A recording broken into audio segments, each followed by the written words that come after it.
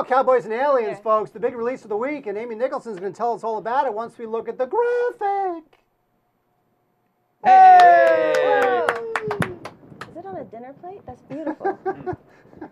Some sort of early 19th century dinner plate. Victorian frame. Really? Oh, Corey, Google Victorian That's so frame. thoughtful. Very nice. Well done. Well, let's talk about this movie. Oh, there's a movie? Yeah. Go. Cowboys and aliens, and that sums up the entire thing. You've got your cowboys and you've got your aliens. There's a last-minute entrance by some Indians. But yeah, this is just a pulp film directed by Jon Favreau, intended to come out in summer and be an antidote to more known properties. You've got Daniel Craig as a cowboy. You've got Harrison Ford as a cowboy.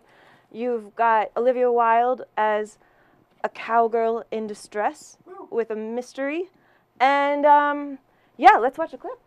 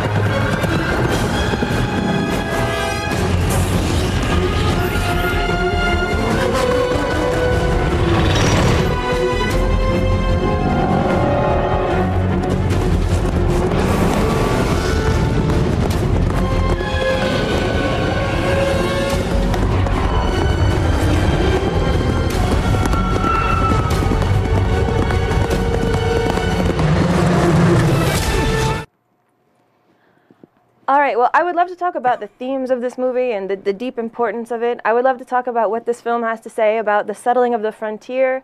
But this movie really only boils down to the two words in the title. And the biggest, saddest disappointment of it is, even with that amazing premise, it's just the most boring film I've seen this summer.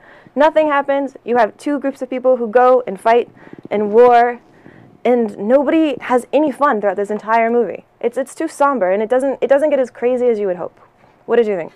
You know, I thought the movie was completely professionally fine.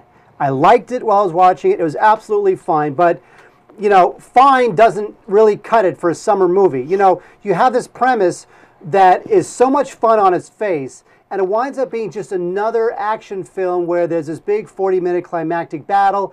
And, you know, I was surprised at what they did at the beginning, which they didn't follow through enough with, which is, what happens is the Harrison Ford character and the Daniel Craig character don't like each other, but they need to team up in order to fight these aliens. So they're reluctant partners in the search and the defeat of these aliens. And there's potentially a lot going on because you've got Harrison Ford's son, played by Paul Dano, who's barely in the film, and he's very good. That kid is terrific. I wish I wanted to see more of him. He's amazing at playing a Wild West jackass. And then Adam Beach plays sort of Harrison Ford's main ranch hand, who's a bit of an honorary son to him.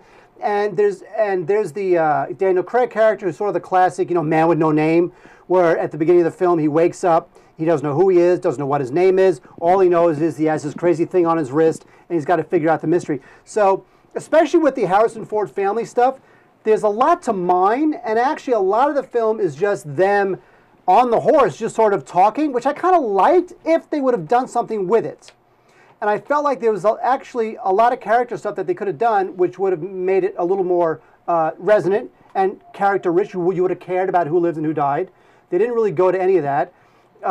You know, Favreau, I'm a little disappointed in this because he's becoming, with his first couple films, he showed himself to be extremely competent at mainstream, fun entertainment. But I'm afraid that if he's going to evolve, that's not going to be enough. Because as absolutely fine as Cowboys and Aliens is, and I liked it, 10 years from now, when you're flipping the channels, and you can choose between watching Cowboys and Aliens or Raiders of the Lost Ark for the 15th time, you'll watch Raiders. You will. I mean, the thing is, Favreau is a workman's director. I feel like his films are only as good as his cast is, or only as good as he lets his cast be. Like, Iron Man is not good because of anything he's actually doing. It's only good because of that tremendous performance you have from Robert Downey Jr. And I feel like Favreau as a director, doesn't have enough of his own personality, doesn't have enough of his own life or interest. I feel no curiosity from him when it comes to even exploring this world of cowboys meeting aliens. I just see a guy, you know, accomplishing the bare minimum of what needs to be done and using his good name with Iron Man to hope that that gets people to buy tickets. I think you're right. And again, it's kind of what we were saying before, which is that got him this far. It got him really far. But it's not going to get him to that beloved film level. I mean, for some people, Elf has become kind of a Christmas perennial.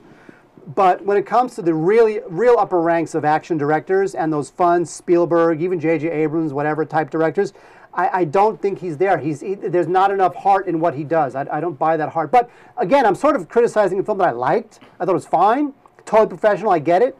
In fact, if you ask me, in a week of very iffy likes and dislikes, nothing I really hated or really loved, I'm going to give this a buy just because I did like it. It's just you'll walk out and go, oh, it's another one of those. I liked it. It's another one of those. And then tomorrow morning you'll forget all about it. I can't do that to people. I can't recommend that you buy this movie. I recommend that you rent this movie. It's totally mediocre in every area of the way. And I feel like... you didn't like it. I know your deal. You wanted to burn that thing. You should stick to your burn. No, you wanted to burn it. I thought I wanted to burn Captain America. Did I want to burn this? Oh, there was an email that said burn.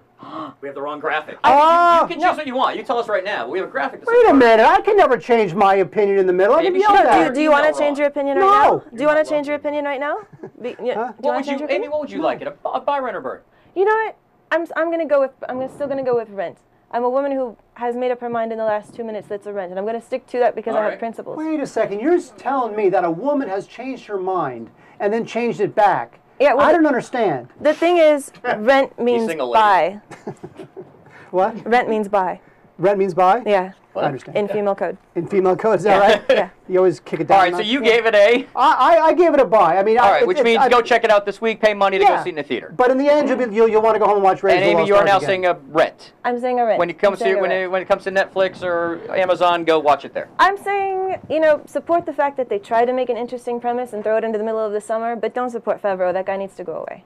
Wow. Or he could go back and do more Adam He's very Sandler tall. films. There was a picture of him with Brian Grazer. He's a big guy. He's I didn't built realize like how a crazy Russian tall doll. he is. I didn't know he was He's lanky. huge. Or Brian Grazer is small. Inside Jon Favreau or other smaller Jon Favreaus until you keep opening them. Waiting to burst forth. Okay, so there's Cowboys and Aliens. Recommended, but very mixed. Not wholeheartedly recommended. It is not two pistols up in the air. That is true. No.